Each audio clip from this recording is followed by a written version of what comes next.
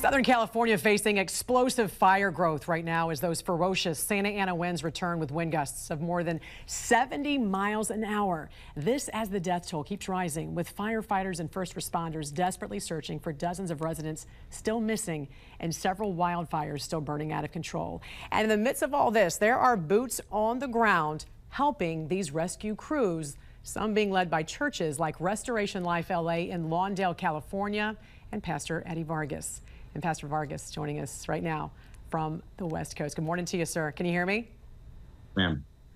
I know it's so early there on the West Coast, and we certainly appreciate you joining us. This has been a devastating time for so many Angelenos. You have hundreds of volunteers, Pastor, helping right now, being the hands and feet of Jesus.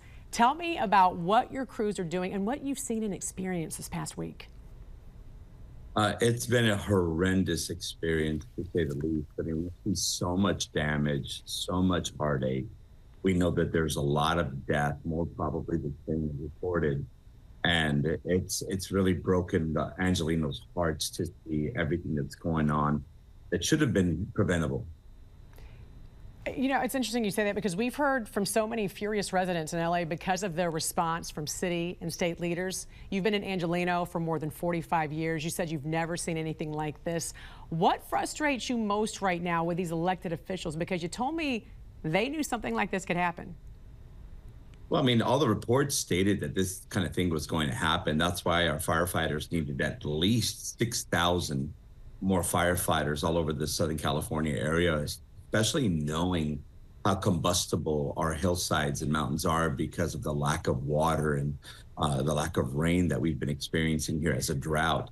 And our politicians have become completely incompetent in leading this great state into a place of safety and community. And we find ourselves fighting for our lives and fighting for one another at this time. What are first responders telling you? Because right now it seems a lot of support that they're getting is coming from churches and nonprofits, not the city. Yeah, we see a lot of churches collectively working together to serve our first responders.